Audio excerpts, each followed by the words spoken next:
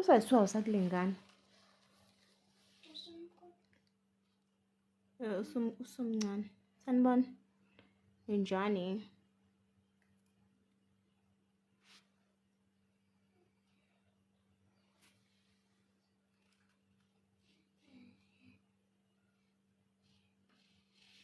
Uzodlani pho?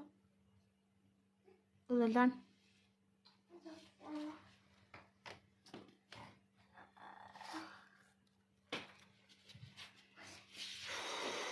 Sanibona kanza wethu angeke ngize ngihlale isikhathi eside namhlanje nje ngisazophuma ngihamba. Ngisendleleni ngibona nje. Mhlawumbe angizohlala ngisho nalo 30 minutes. Ngoba fanele ngiyolanda i-product yami cabange erenk. Uphi negoli. Umuntu mhlazana abanje otsotsi. Namhlanje ilona ilanga lelo. So no enye into bengingekho ngisho like endlini namhlanje angikwazanga ukwenza izinto eziningi ngithembisa ivideo angikwazanga ukuyenza leyo video ye-tax free savings account kodwa enye into futhi ngiviolate ama rules like nibonile mhlambe abanye mabengena ivideo le ekhombisa ukuthenga ama shares ka-Capitec using i-app bayisusile. So ngizozama ukuyifaka ku YouTube ngoba I think ngisenayo la efonini. Ngizozama ukuyifaka ku YouTube ongayibona ngakwazi ukuyibona khona ngoba kusho ukuthi ngeke ngisayibuyisa ngoba vele seviolate ke so ayikho into etheni. So bana ku shallow band ke nje shuthi ke yeah i-account yami izoba ku warning. Mangabe sifundisana ngento useful. Ngoba ama platform aswa own kodwa nginayo ke mina iwebsite mhlawumbe angazi kodwa ukuthi usenza kanjani ngizobona ukuthi how can I populate some of the information ngifake ku website ngoba ku website akekho umuntu ozongicontrol eyami website. Kodwa ke kasilinde kuseyi violation yokuqala le I hope mhlawumbe ngeke izibe bikenya. Hi shares, hello shares, welcome. Guys, I'm not staying long. Angichargeile ngisho ifoni ngisazohamba nge1 kuphe 1 ngila 1 taxi rank.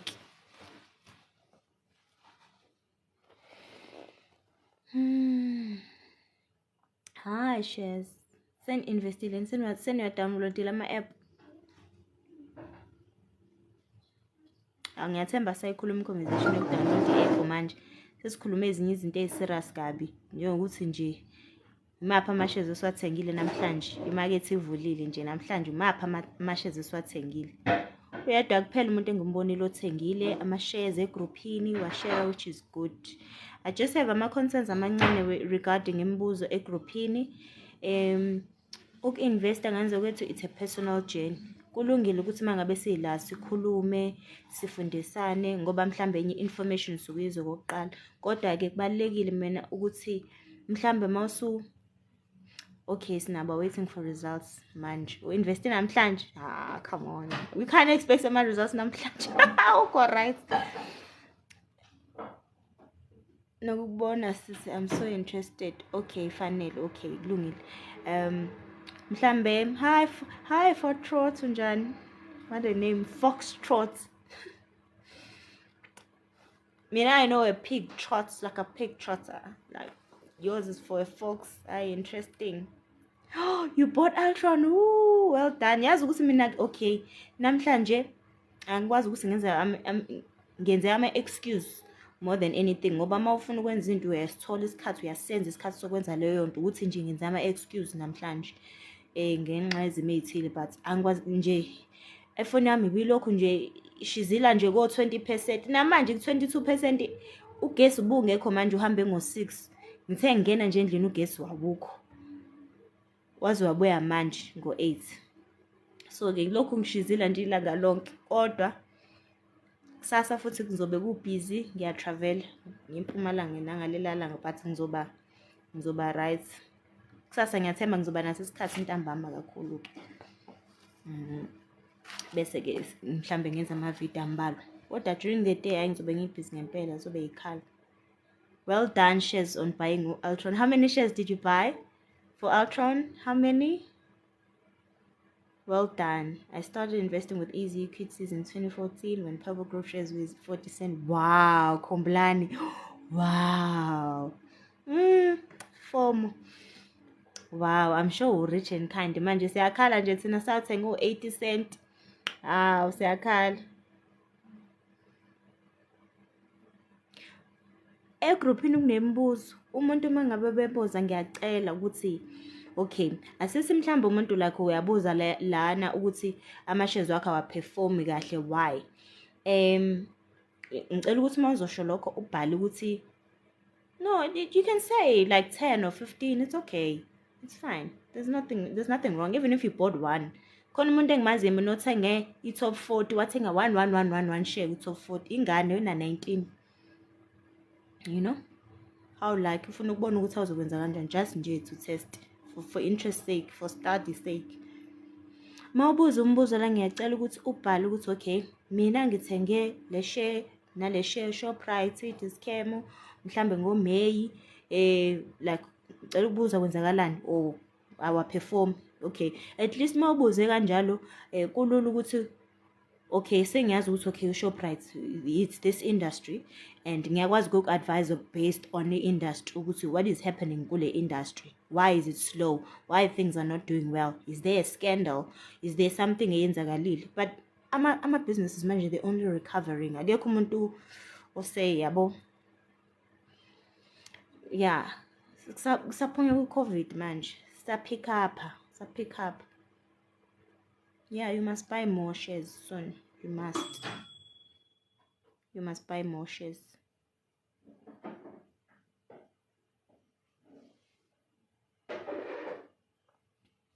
Nokuthi ke ungathi investile uthengile ama-shares ngoJanuary this year usufuna ukwadayisa ngoDecember. No, you can't do that. You can't. It shouldn't be done. Ukudayisa nje ama-shares nje after 1 year. No. Hold.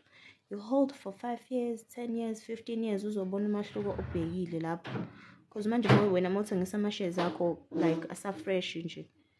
You can't. Ucela ubuza thenga kanjani ama-shares and kuphi. Nombuso Buthelezi shenge sokalisa ingqingelele kamnyamana wena wakithi wena dadewethu. Wena nje ngizokutshela ukuthi ngene egroupini la uthi ku-bio khona i-link uzokwazi ukuthi ujoyine khona. Ngiyabona abanye abantu bayajoyina but abanye bayabheklisha. If uyabheklisha ngizobhala inamba yami la ku-comment. Uma ungisendela i-message ngicela uvele ukuthi nje ngicela ungifake egroupini khona ngizokwazi ukuthi ngikufake egroupini. Kodwa ama-easy equities shares mawuno-Capitec awuyi-download i-app uvele nje wena uye ku-Google uthi easy equities bese uyafaka uthi sign up njengoba usign up kuwo wonke nje ama-accounts uma usign up. Uzobe-ke usubuzwa into ey'ningi okubalulekile into efanele ube nayo uma uzongena kuleyo easy equities usaqala ukurejista iba ne-referral code. Okay, i-referral code. So mina when I joined I only got 50 rand when somebody else joined, but now egroupini ba-update ukuthi wena ngesikhathi ujoyina uthola 50 rand nomunye naye uthola 50 rand. So leyo 50 rand is called easy money. It goes towards ama-fees so that you don't pay for ama-fees when you start to buy ama-shares. So when you go on easy equities to try and sign up, make sure you have a referral code. I-referral code uzoyithola la. Ngicela abantu bebhala ama-referral code. Okay, so that unombuso ezokwazi ukuba naye. Izala manje.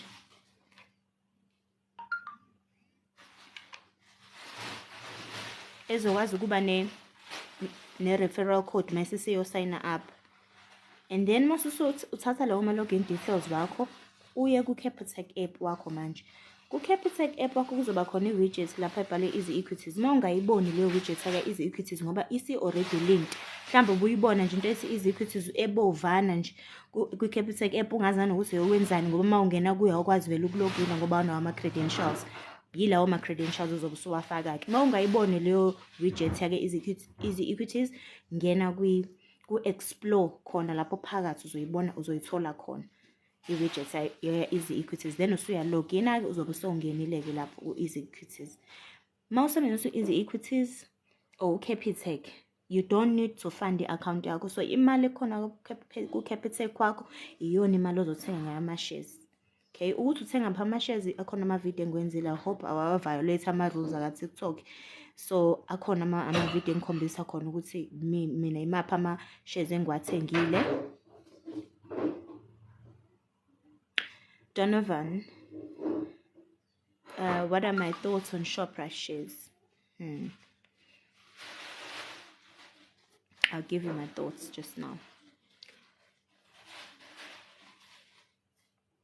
Uyezwa-ke nombuso usowenza kanjalo.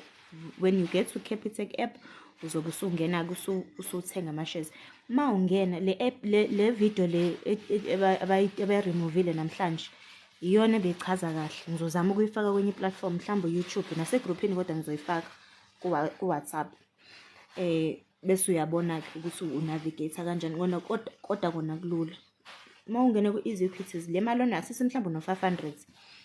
U500 wakho lo nawo mhlawumbe usuthi okay ngizothenga ngawo ama-shares. Uyakwazi ukubona inkampani ne-share price, inkampani ne-share price. Kanti ku-easy equities app noma ku-website fanele ungene on individual company and go through like yabo, it's a process ukuthi uthole. Kanti ma ungena ku-app Capitec ukwazi ukubona yonke into la. Uyabona ukuthi okay based on i-budget yami ngiyakwazi ukuspenda kanje. Okay mhlawumbe ngizothenga maybe 100 shares ze-company. My advice is don't buy one of every company ofuna ukuthenga kuyo in the name of diversifying i-portfolio yakho. Cha, choose one namhlanje based on i-budget yakho. Choose one company uthenge khona. Choose one company. Namhlanje abantu bathengile u-Altron, ushares uthenga u-Altron. Altron apparently is a good stock. It's a telecommunications IT company, so buy Altron, people. I advise you to buy Altron.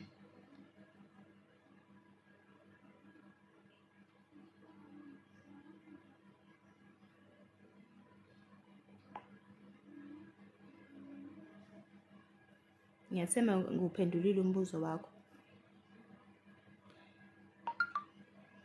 Donovan, I think Shoprite is a good stock to buy at the minute. We're going into festive. There's going to be a lot of money flow into the company, and also there's a lot of USAVE shops that are being established in informal settlements and townships. Okay, even though I don't fully agree with that plan, Shoprite, because then it's going to completely kill local economy, which does not, anyway benefit me in any way. But yeah, so I think it's a good buy. So people are going to indulge, especially now there's going to be stock fails too.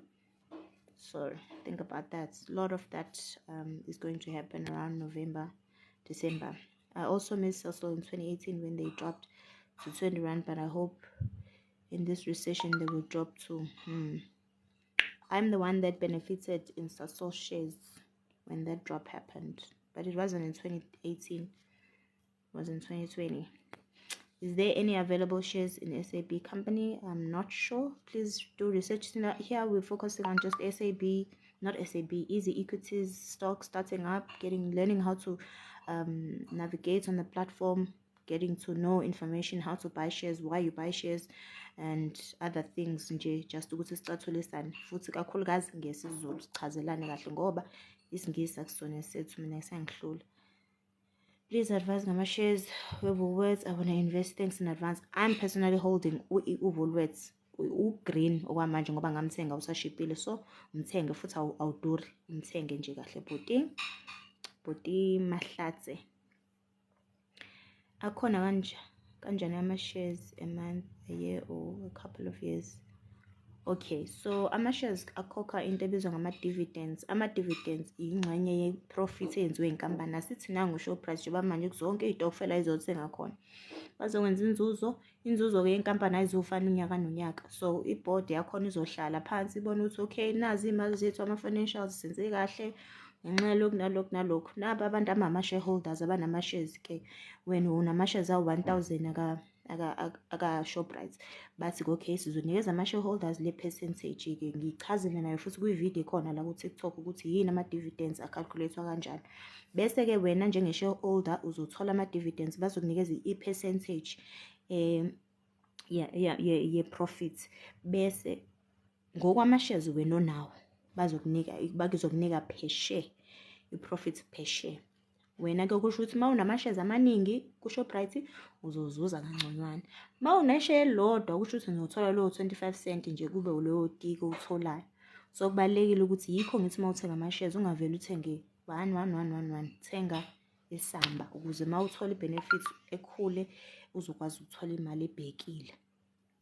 Futhi akuyona into ozoyibheka okay ama-dividends uwathola maybe kwezinye inkampani quarterly, sometimes uyakwazi ukuthola once a year depending on unyaka wezimali waleyo nkampani. Bese kuthi wena uma ukuthi wena ufuna ukusebenzisa leso strategy ngeke uze ukhulume ngaleso strategy manje lo prudence shows njengamanje usaqala uma ukuthi awukafaki ngisho 50 rand akube information ofuna ukuyazi ekhanda lakho leyo ukuthi mhlazane nganemali ngingakwazi ukuthi ngithole imali kuma dividends ngokuthi ngi-invest le company ekhokha ngoJanuary le company izongikhokhela ngoFebruary le inkampani izongikhokhela ngoMarch. Uma usunemali ngoba uzothatha mhlambe leyo isamba sakho uthi ngithenga ama-shares amaningi azokhokha ngoJanuary, ama-shares amaningi different company ekhokha ama-dividends ngoFebruary. Hayi manje isiteji sokufunda lesi awukacabanga ungayixaki nje ngama-dividends okwamanje uzowathola uma wathola kuleyo ncusana yama-shares uzobe wathengile uma ukuthi usaqala-ke kodwa njengathi. Okay, nami ngiyayifuna. Okay, is advised to invest in EC10. EC10, yes, that's the only crypto nami engake ngayithenga ngo-2010. I-volatile-ke kodwa-ke njengoba kuyi-crypto kodwa ngoba easy equities ngiyayithemba, so yeah ungayithenga but bheka phela nayo i-performance yayo uyi-check.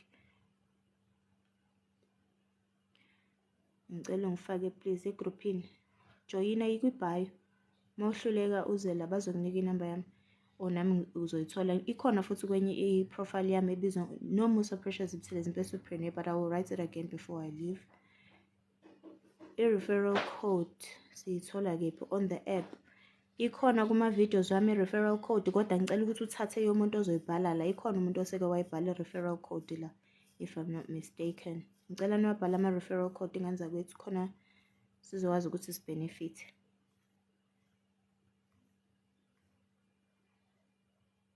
Yini ma? What's the matter? Fanele ukuthi usheshe wesikhathi isikole. I-referral code uzoyithola nangu uMaZulu ekubhalela la EE 2019-260 bhala leyo code ke. How much are the interest if I may ask for shares in general? Kuyadepend ukuthi i-company yiphi oyithengile futhi ngeke uzoyicalculate i-interest kuya ngokuthi iperforma kanjani. I-example buku Capitec, uCapitec webiza bengithi namhlanje ngizoba like okay ne-history ya-Capitec ukuze ngizonitshela into ebonakalayo, but uCapitec ama-shares akhona ayishibhile kudala, abantu abawathenga 6-7 years ago. uCapitec mayefika manje ama-shares a-Capitec they're worth more, so now you need to buy low so that you can sell high. But when you buy, you don't want to buy because you want to sell tomorrow or next month or next year. You must buy with an intention to hold. Umuntu wathenga ama-shares a-Capitec 7 years ago and they're still holding on them, they are making a killing ngalawo ma-shares. When they decide to buy bazokwenza imali eningi.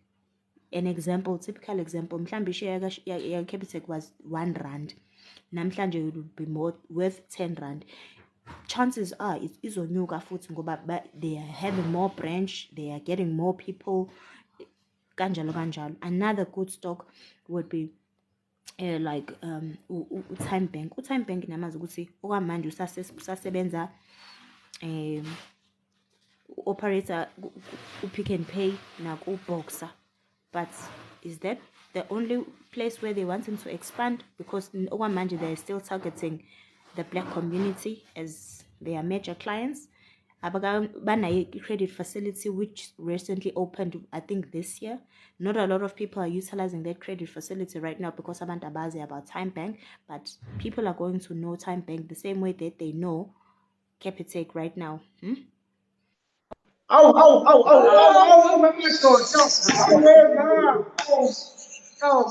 Sawubona. Sawubona bhuti. Unjani? Unjani? Okay, Unjani? ubheke Capitec. Okay. Bhuti wami siyafundisana lana bengithi mhlawumbe ungena because nawe usijoyinile la kwi-live esikhuluma ngayo ngoku-investa kuma-shares. Honey. Ah, ah, oh, oh, okay. As maybe I might be interested. Kwenzakalani? How do you access it ku-app yaka Capitec? Kwi-app yaka Capitec, ma uloga in, ma uno-Capitec uzoyibona lento uma ukuthi i-app yakhe updated. It's called the widget. Ibomvana nje. It's easy equities widget. If ungayiboni uzohamba uye ku-explore khona uma usuloginile kwi-app yaka Capitec uthi explore then uzokwazi ukuthi uyiboneke lapho. Okay.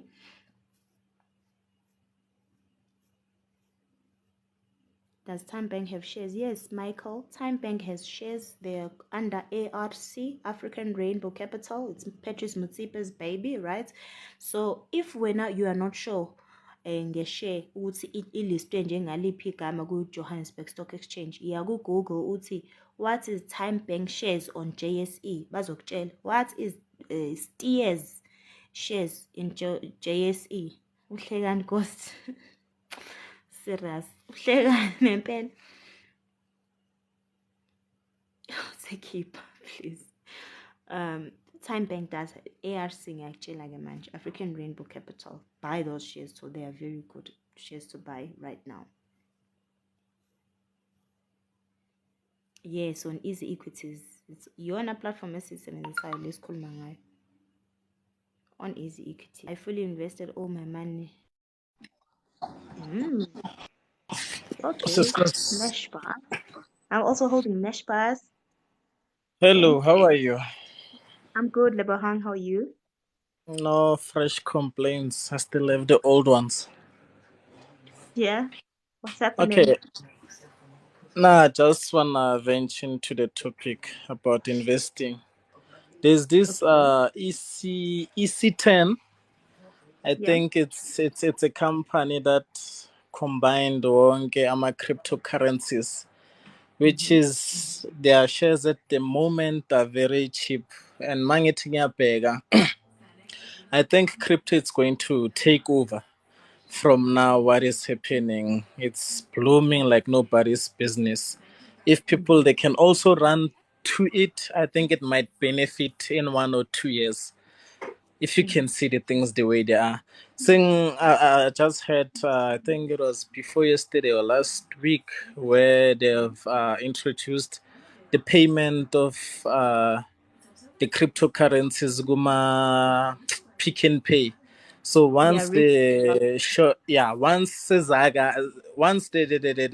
are going to uh, be known like in the black community, I think it's going to bloom because now it's still the mentality of white people, and us black people we think it's a scam. So if people they can also just check on those, yeah, I think it might work out. Okay, thanks, Lebahang, for that contribution. But please enlighten me. Okay, so I believe if I were to buy EC10 now, I'm only benefiting because there's gonna be like improvements in the share. Okay, so as a shareholder, really, I'm not holding Bitcoin directly. That I don't have a card, a Bitcoin card for me to go and swipe and Mm. buy using my Bitcoin. Where do I buy Yeah. that Bitcoin? Even though this is not the subject for this platform, but where do I buy that Bitcoin for me to have? Because there's so many companies. I know there's Luno, but do I really trust Luno? No, because people have done all those Yo. things. Yeah. No. Okay, on my side, it's been 2 years. I've been trading, investing, adventuring with sort of companies. So Bitcoins is real, it's working. Luno, it's a trusted company. So Ungayifaki where is your 100,000 Bitcoin? yakho, Where is your 200. Bitcoin that you are going? When you go to buy bread using Bitcoin, what are you paying with? Are you paying with a token? Are you paying with a virtual token? Are you paying with a card? Explain to me a process where you go and say, this is my Bitcoin. In my Bitcoin wallet, it's where, explain in simple terms so that umuntu ongayazi azoyi understand. Luno is Okay, crap. okay. It will depend ukuthi wena uwathathe phi lawa Tell me ama-Bitcoin. about you. Don't tell me a general story. Tell me about you. But Me, yours, my yeah. story Hey, as a Mina? trader. Okay, Yeah, awuthi ngiyokucela yona. My story as a trader, I'll take for example, which is what I'm doing. Ne? yeah. There's a broker called Derive. I'll take 100 rand. That's what I'm willing to lose or to risk with.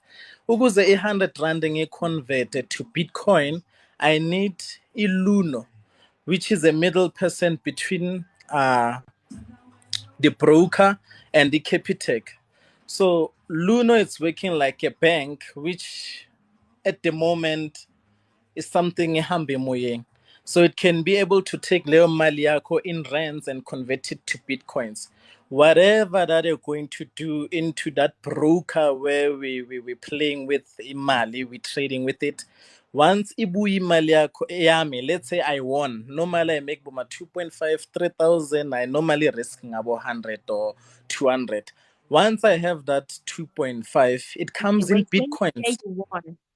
you won, it means you were watching signals and you know how to buy and whatever. Yes, you buy Fully and bet. sell. It's a win and lose. So it means you have So to be fixed on the screen and looking at the charts all day for you to be able to like get into the hang of things. if you know your story, you don't have to do that. But if you know valor, you can do that. Mawuqala wenza profit, you take it out. But that's not how it's supposed to be. Lama company as a investor ma shares kuwo, they are making a lot of money with our money. In simple terms, or for example, Manget, you don't need to be on the screen. When I was Otogo Novalo, people who are trading, they're experienced, like Bonalaba Bambela shares. Once they invest in a buy, they know it will take a month that buy, but look by Mali, then they give you a certain percentage. So that percentage mean amangi yenzi look that broker. It comes to me as I mean, what do you call? Yeah, but like, it comes with to me as bitcoins. So those bitcoins, I can use them to Pick and Pay or True Words or what. I think that's the generation that we're going towards. So Okay, when you for go and buy me, trade, what are you paying with? What do you those bit produce as payments? you produce a address, which Uh, means there will be an address ebazokupha yona ukuthi you can send Leo Mali to this address. We work with addresses.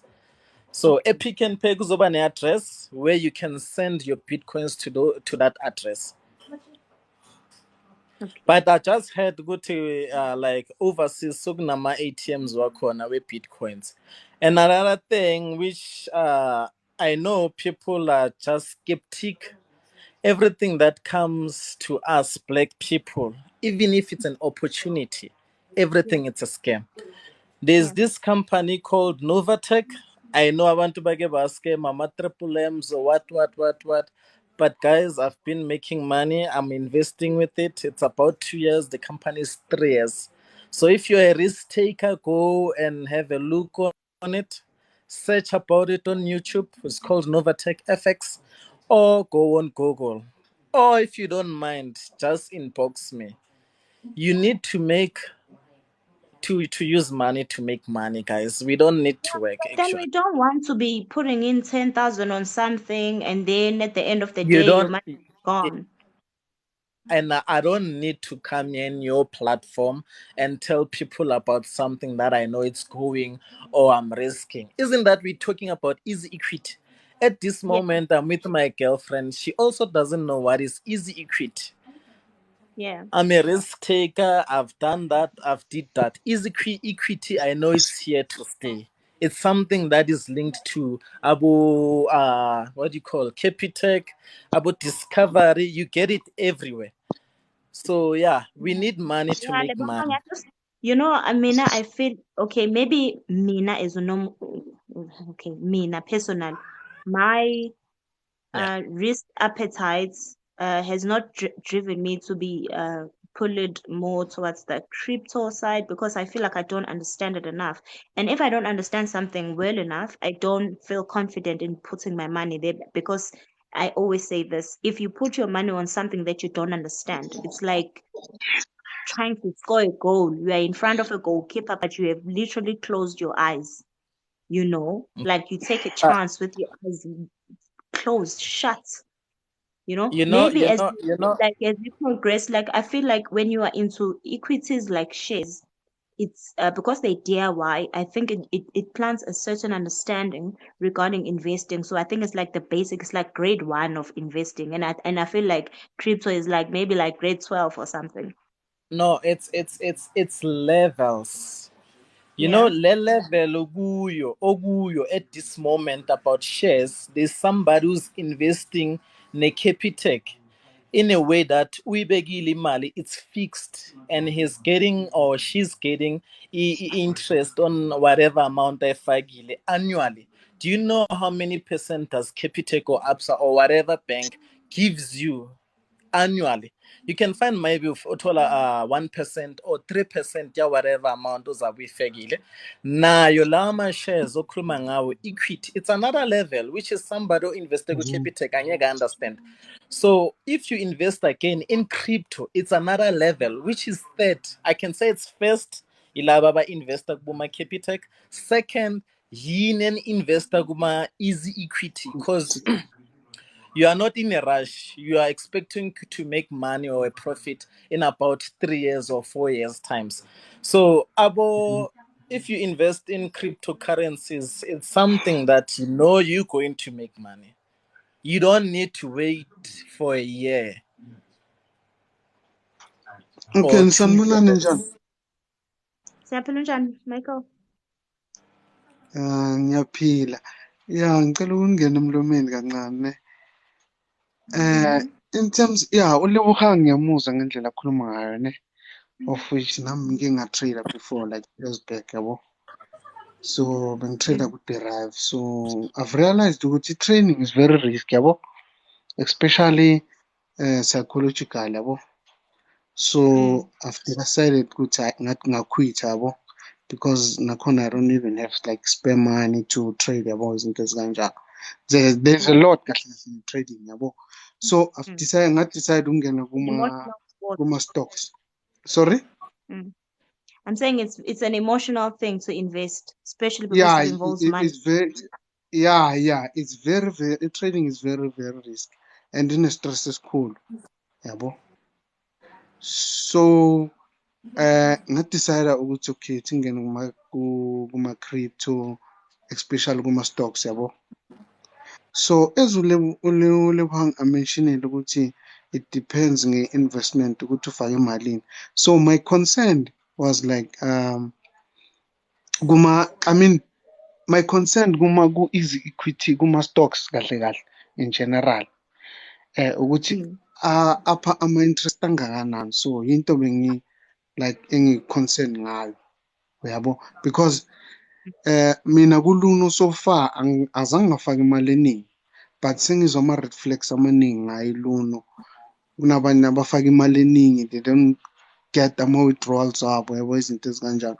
So I decided Yeah, okay. Michael, can I just yeah. guys, this topic is going or we are going off the topic very fast, based on just one input. Can we not like focus on crypto because majority of abantu abala are just learning to get into like investing, but yeah, I Okay. appreciate your input so that people are aware of the risk that is involved with getting into crypto. But can we just like maybe like try to stick on easy equities information because even for me, it's a trigger. Once I hear crypto and I'll be like going on a live, for me, I'll be like put off extremely because, you know, Okay. it's not Yeah. something that I want.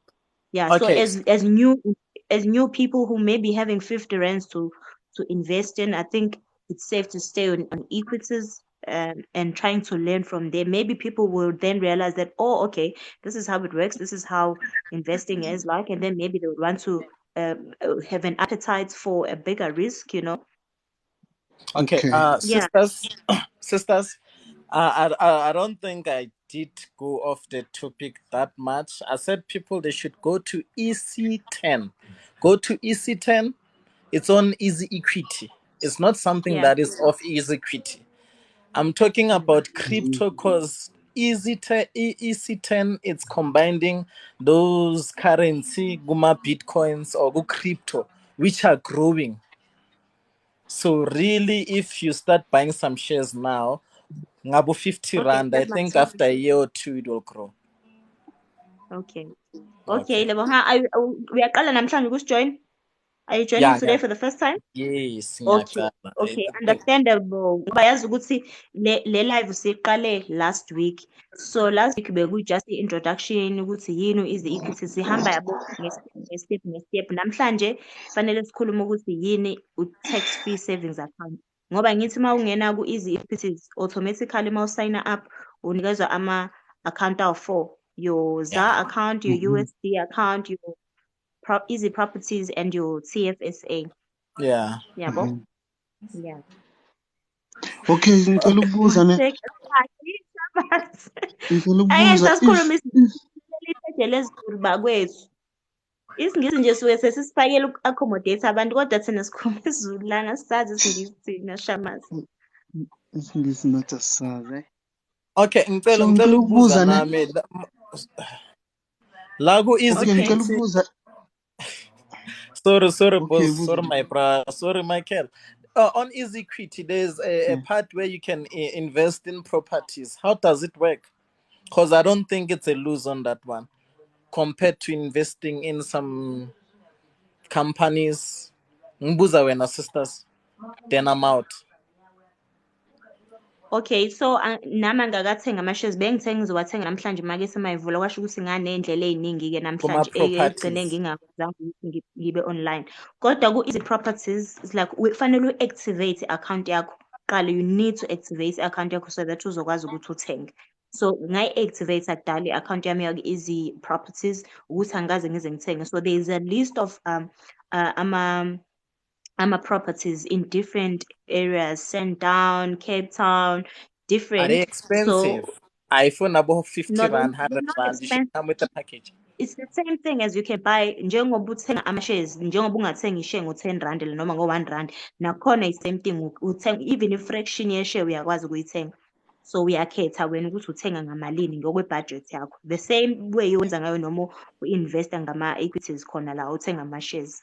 Okay, no, ngiyabonga. Ngesikhathi mase-certified-ke sebenze i-income uzokwazi ukuthi uthole-ke nawe i-profit yakho-ke based on the shares Uh, owahold. okay, sub. Thanks, guys. Sub. Sharp level, huh? Sure. Shama, Okay, mina in terms of account, in terms of account esibusishile ukuthi kune USD kune ZAR angazi le enye yini yabo. yeah. If mina kahle ngithanda ukusebenzisa USD. So if ngisebenzisa USD and then let's say sikufika lelanga ukuthi ngiya-withdraw ne. Withdrawelani? Imali yami izoba more because mamela, I know, mamela. Oh, okay. Understand. Angisho phela ngizobe sengi-invest isikhathi eside. Angisho ukuthi ngizofaka i-50 rand namhla kusasa ngiya-withdraw, yabo. Kodwa-ke So okwamanje-ke ngithi mina Mkhele, ngisebenzisa uthenga kwi-US dollar account so u-investa asisi mhlawumbe yenza isibonelo usufaka malini yeah. uyayithenga nje ishile ephelele Okay, ama-shares let's say 100 okay. noma usathenga Ngifaka ama-fraction ama-shares la angizwa? Yakhaza kancane. le maphi ama-stocks owathengile Okay. ku-USD account. Okay, angakathengi next ama-stocks for now, yabo. But Okay. ama-stocks mina engibhiliva kuwona i-Bitcoin, Ethereum, yabo. Nalezi zabo S&P 500 nabo yiwo ama-stocks bengibe ngiwabheke kakhulu, yabo. So if ngi-investa okay, let's say ngithatha i-Bitcoin ne-Ethereum, maybe ngifaka 500 Wanqamuka ku-Michael ne-500. ngazi Ngiyanqamuka? okay. Emuka. Noma angisezwa kahle manje.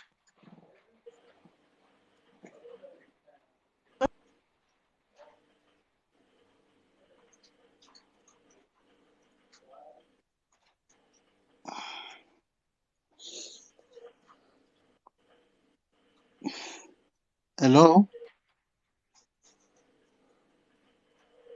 Awusazwakali Toli.